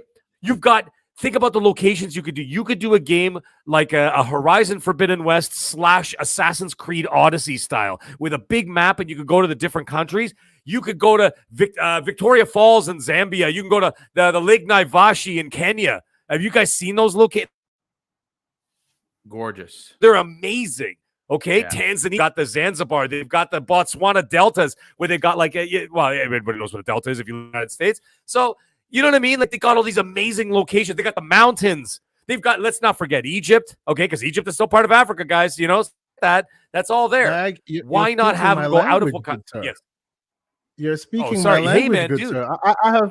I have wanted people to venture into the African in the room. I've wanted people to venture out into that other ecosystem for a long time now, but it never happened. So I've kind of given up the fight on that. But you make a lot of good points, sir. Continue. But you see those, like even just like those locations alone. Like my cousin goes to Africa every few years, and the reason why I know all these places is because I basically vicariously lived through him. I've been on the coast of North Africa before. That came from Spain and across. However, where he goes all over the bloody place. So I've seen all the places he's been to, and I'm like, man, that'd be great video game locations, right? So I'm like, but hey, and now if you're doing this, take advantage. Get outside of Wakanda. Use Wakanda as a home base, so to speak. You know, kind of like, Asante, you know, like the base in Horizon Forbidden West. Use it like that. Wakanda's going to be like that base where you can go there and you can like level up, do things, you know, work benches, whatever, right? That kind of stuff. You do that in Wakanda, and then you head out. And then you go, like I said, to Naivashi in Kenya. You go to Victoria Falls location because maybe there's some problem going on over there or whatever, right? Like all these different places. It's amazing. There's endless opportunity. Okay, maybe Egypt has been, you know, a little bit, you know, it's not played out. I hate to use the word played out, but it might have been went to the well one too many times. Yeah, maybe they could avoid Egypt altogether. I mean, because it's already been done a few times, especially in the last like seven years. With some games and stuff. So maybe keep Egypt out of it. Maybe make mention or maybe just stop by for like a quick living. But the good thing is, the interesting thing is that if you actually play the Avengers, anybody who played the Avengers DLC, the Black Panther DLC in there was actually really, really good. And I really enjoyed it. And it was actually a lot more open world than I expected. Because there were some areas where you can actually like go out and explore a little bit, right? However, the locations were pretty small because at the end of the day, let's face it, it was a DLC, not a full, you know, open world RPG, right? But at least it gives you a taste of what to expect. I personally think what they should do is they should have a new Black Panther, or maybe you're a Black Panther in training, okay? And so what ends up happening is you start as the character, and then what the thing is, just like Assassin's Creed, you can, you know how like sometimes they're just like walking around, they're just regular people, but then all of a sudden you put the hood up, and then all of a sudden you get your blades or whatever. Now you're the assassin and you do assassin missions. Maybe you do the same thing where you're just a dude walking around. You can still do amazing stuff. You can, you know, climb mountains, do this. You maybe have a grapple hook with a rope or something and be able to traverse all these different places. But then once in a while, you might have to put the helmet on and then you know what I'm saying? And all of a sudden you got the suit on, and at night, maybe, let's say, or you have to do a night mission and now you're the Black Panther.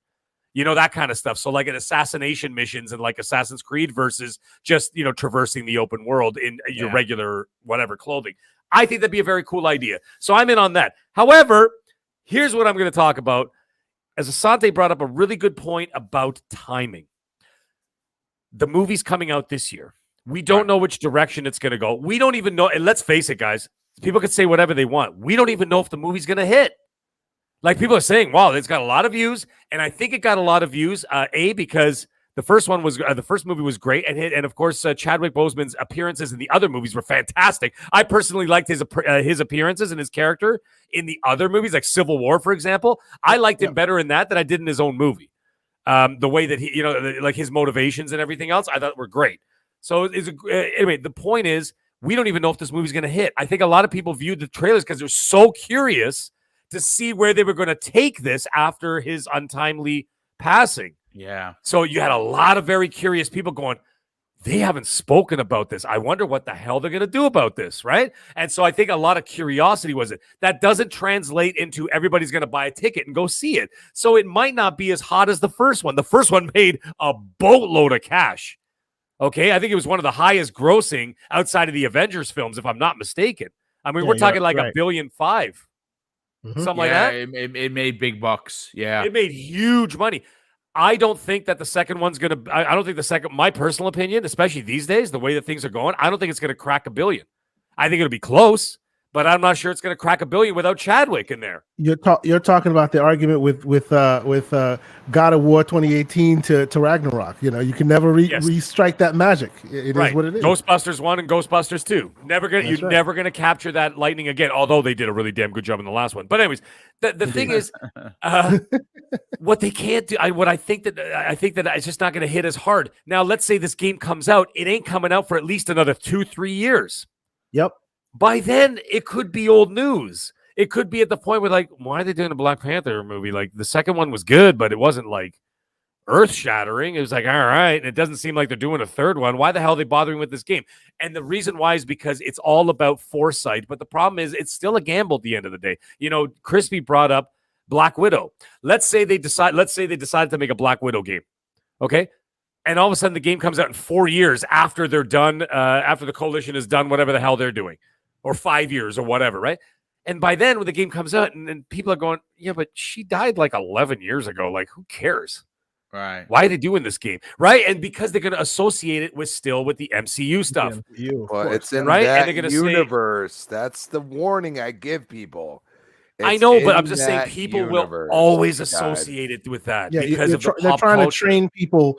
They're trying to train people that we're in the multiverse now, so they can always justify it by sectioning it off in the universe. But to Mag's point, people look at what the MCU does. They simplify things to make it palatable for the massissive audience. Right. If you don't have to be a comic. You don't have to understand it exactly. If you saw what do you call it, Miss Marvel, right? I didn't like that they dumbed her storyline down a bit, but I still loved the outcome. I loved the way they put it together. I'm a stan. I'm there for it, right? There's no world where, Mag, to your point, where people won't associate 1 + 1 = 2, and that exactly. And in the comic books, it works to section them off because we're trained comic books readers. We know that in that same world there could be 5 different iterations of the same character, right? But in the MCU, they've worked very hard to keep it dumb and simple and very palatable for general audiences. So and that works. And that works. It works perfectly. Yes. Because can you imagine like you go to some casual like family and they'd be like, oh no, this is Earth 752. Exactly. And then they're like going, what? Shut up. What Earth? What? There's one Earth. You know what I mean? And so you start with that nonsense. People don't know what the hell you're talking about, and it gets convoluted. It gets crazy. Listen, simplicity sells, especially when you've got children's families or people with not enough time to know that it's, that's the Superman from 536. Mm-hmm. Like, what? Stop. Yeah. Like, even me as like a comic, an ex-comic guy, I don't really have the time anymore. But that I understood that stuff because I was invested. But you read Secret Wars, you read we were invested. Yeah. These people are not invested. To your point, though, you'll notice, like you guys have brought up Secret Wars, they are not going to go beat for beat in Secret Wars because that's That's the thing. That's not logical, but there's only one way to go with it.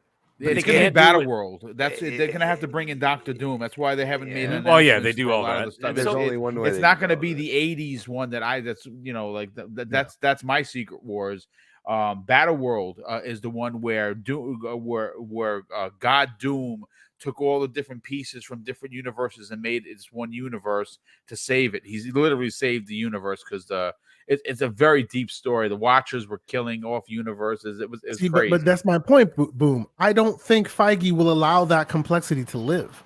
because they it are won't, very much because a straight line Yeah. Yes. to But simplicity. You know what I mean? Multiverse of Madness is not, dude. It literally, like, you have like how many different Doctor Stranges in there? Oh, You know there's what I'm quite a saying? few. No, yeah, Yeah. they did do that, but those So- characters, none of them survived. Exactly. They all died The off. only one that Exactly. survived is the one we know and love. And then what happened? if you like him, that character, One anyway. zombie.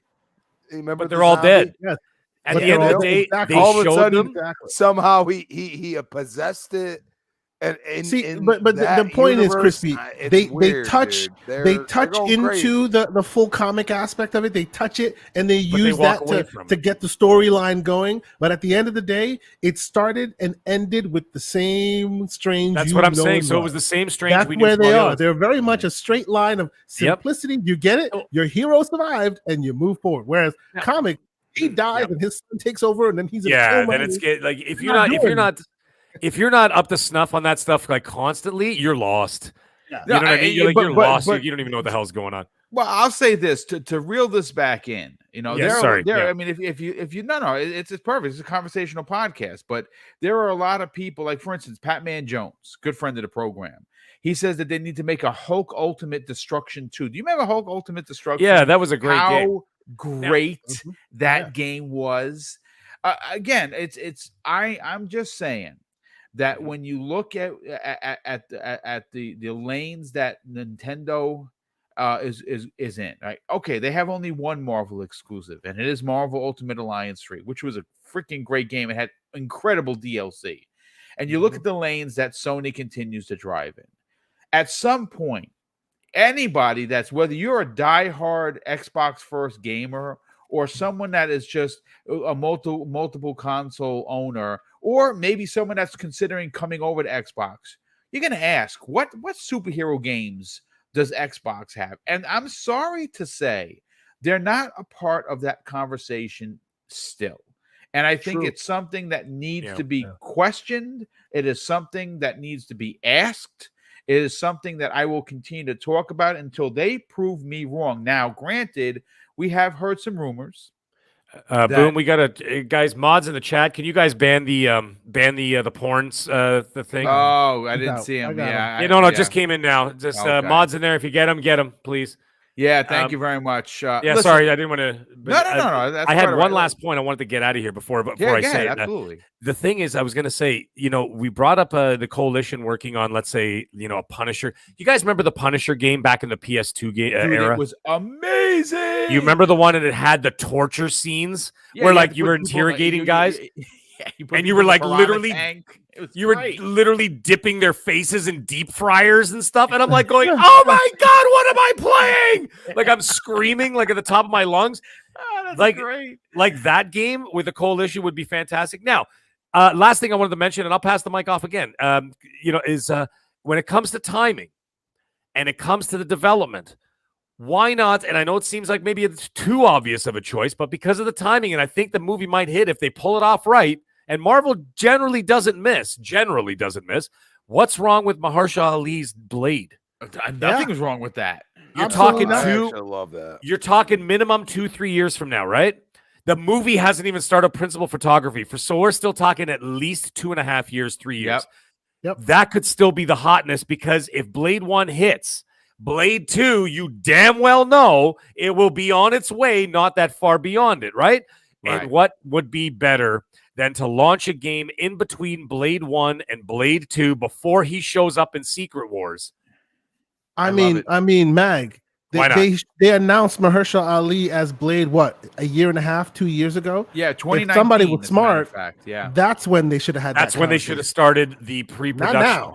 But by the way, shout out to Gamer by Choice in the chat. He just said, "Mag, I was trying to go to that site, the porn site." Anyways, So why not start like the previs a year and a half ago? Start the drawings. Start the artwork. But you know what? That question that you're asking is the conundrum here. Who is reading the room from Microsoft when it comes to pop culture? That's what we want to know. Nobody. Apparently, it's no one. Yeah, that's a fact. They seem to not have their pulse. And look, as much as I love Xbox and I'm an Xbox, guy, as they say, I will question when they're doing things that I don't like. The same way I will give the righteous smoke to both Nintendo and PlayStation. And like I said, I don't think we're being finger pointy. I think we're having a conversation here that's worthy of that said conversation. But let me catch up with some of the super chats, and then we were going to get everyone out of here. Shooter, who just became a member, drops an outstanding, very generous additional $5 super chat. Thank you so much for that. Drawn TJ drops a $5 super chat. Good friend of the program, says, if I'm Microsoft, Ravensoft should make an X-Men game, and the creator of Gears need to make the Punisher game. Yeah, I'd love to see Raven return. If you didn't know, Ravensoft made X-Men Legends, which is freaking phenomenal. Scott Gamer Dude, what's going on, Scott? How you doing, brother? He drops a $2 super chat and says, hey, Boom, how about a Howard the Duck platformer? You know what? I will take that. I am not opposed to that at all. Howard the and Duck make dirty jokes while you go along. Make dirty jokes, absolutely. Alcohol would be hilarious. Yeah, like make like little quips. Like, remember that game Gecko? Yeah. Oh, dude. Yeah. Make like little jokes. So good. That was on the 3DO. Yeah, make like little jokes while he's doing his thing. I think that'd be awesome. I'm in. That'd be awesome. Yes. A good friend of the program, Risk It for the Biscuit, all the way from Down Under. He drops an outstanding $8 super chat and says, everyone keeps saying Punisher, but gentlemen, I've been saying, and we need to say more, the coalition on a Judge Dredd game that has masses of potential. Yeah, I would love the coalition do a Judge Dredd. I think they could do it because, obviously he's violent. That dude is super, super violent. And it would be awesome to see them take on something that big. That would be something else. But listen, ladies and gentlemen, normally we run 2 hours. We're just a few minutes short. I'm still not at 100%. And doing a 2-hour show, when you have COVID, which Mrs. Boomstick and I still do, it's a little tough. So we're gonna end the show. You are getting your Breakfast with Boom this Friday morning, 10 a.m. Eastern Standard Time. We're going to be talking about the recent Sony hack. Folks, someone got hands on 100 gigabytes on a laptop, and they are starting to release some stuff. And BitCloud Gaming did a video on it. He's going to be joining us to break down exactly what they stole. And so apparently, keep your eye to the floor. Apparently, there's some God of War stuff that's going to be releasing in the coming days. Now, whether that's gameplay or what, but yeah, Sony got hacked again. We're going to be talking about the new rumor that comes away of Sony buying Square Enix. That's not shouldn't be a surprise, but that's a new story that is developing as we speak. Like I said, as you know, I'm still writing Friday's show, but we are giving away $400 worth of digital gifts, folks. 8 $50 gift cards to your choice, your store of choice. And all you gotta do is be in the chat. That's our Christmas in July, and it comes on the last day of the month because obviously Joseph and I have been sick. But we are gonna deliver on that promise, and that's happening this Friday morning. Let's get everyone out of here, and we'll start first with KOTOR. You have a big show coming up Saturday morning, 10 a.m. Eastern Standard Time on your podcast. Talk about that and sell your brand, and where can people reach out to you on social media? Yeah, Boom. I appreciate you having this show, even though you're still a little worse for wear. We hope you feel better. I see a lot of people in the chat agree. Thank you. Yes, sir. I appreciate being on here. It's always fun hanging out and talking games with the boys on a Wednesday night, even though the whole crew is not here this week. If y'all are watching and listening, we appreciate y'all. We hope to see you guys soon. Yeah. TKO Asante on Twitter, Xbox, PlayStation, wherever you want to chat with me, play games. I'm actually overdue for some VR gaming with the man Gerald Mack. I saw him in here a little while ago. Good old He's friend been trying Gerald to get me Mack. on Contractors. I need to get on Contractors. I hear it's really, really good. Basically Call of Duty in VR. So it should be pretty cool and interesting. But no, I appreciate all the fun people in the chat. We've been having a great conversation.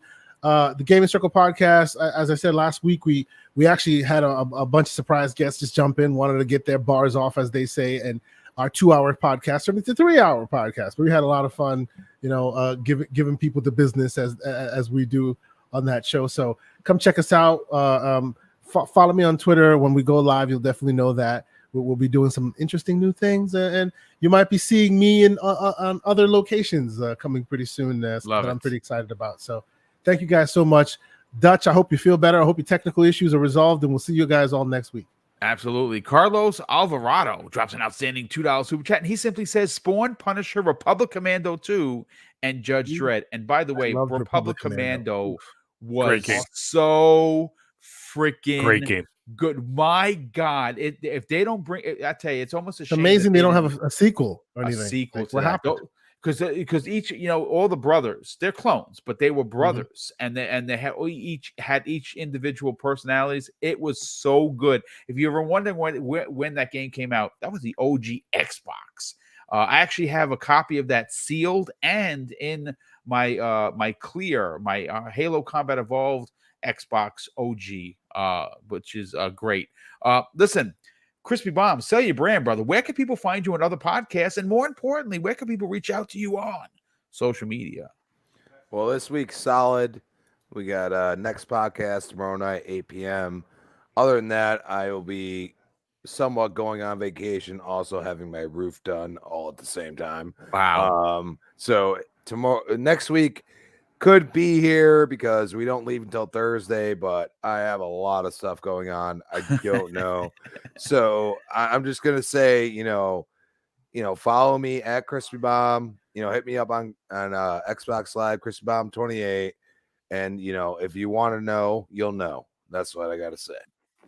Definitely appreciate that. And Mag, sell your brand, Yes. brother. Where can people check you out? I know you don't have a YouTube channel, but you do some of the best skits in the business when it comes to Twitter. People are waiting for the Yes, next they are. Pony 420 video. Yeah, oh yeah. Oh, don't worry, guys. Listen, you guys know where to find me. Everybody knows where to find me. I'm the middle-aged game guy on Twitter, and you know what? Listen, and I will be doing some other shows in August. I'll be doing some guest appearances that sort of fell apart around I'll call it the E3 time of year, because I already did 7 shows in 11 days that week. But Yeah, you wiped yourself out. Yeah. yeah, and then some of the other guys I ended up saying no to. I said, listen, later in the summer we'll come back to it. So I'm going to be doing some other shows in August. I got some more videos coming out in August as well, and I've got some other things I'm working on, quietly in the background that's been sort of on and off, on again, off again for the last couple of years, and it's something I want to revisit just because it's a passion of mine for YouTube and stuff. And don't forget, guys, somewhere in the fall, I'm going to be streaming that bloody game, the one that I was screaming about. What the hell was it called? Pentiment? Yeah, Pentiment, yes. Yeah. I will be streaming that game live. Oh, no, what's this? Yeah, that one. I promised I would do it, and I'm going to somehow find a way that I can do it that people can donate to charity if they want to see it. I'll figure this all out down the road, even if I do it with Noof Nukem or something, because he's got a channel with over 1,000 subs, whatever. We'll do something like that, and because the game is silent, I'm going to do all the voices myself. Oh, that's great. So, I love it. yeah, I'm going to be exhausted at the end of it, but I don't care. We're playing this damn game, and we're doing this. That's going to be in the fall. So we got some fun stuff coming up, guys, but you know how it is. It's summer, man. We got things going on. Time to touch grass, as the kids say. We got things going. We got parties. We got other stuff, but at the end of the day, when there's still a rainy day, we still got games. But anyways, guys, we will see you all next week. Everybody have a great week. Panel chat. You guys are all amazing. Have a good night, guys. Yeah, thanks so much for that. And ladies and gentlemen, I just want to say a big thank you for all the well wishes that continue to come in from me and Mrs. BoomStick. We certainly appreciate it. We obviously are completely moved by how many messages of well wishes and get wells that we got. So a big thank you to everyone that did that.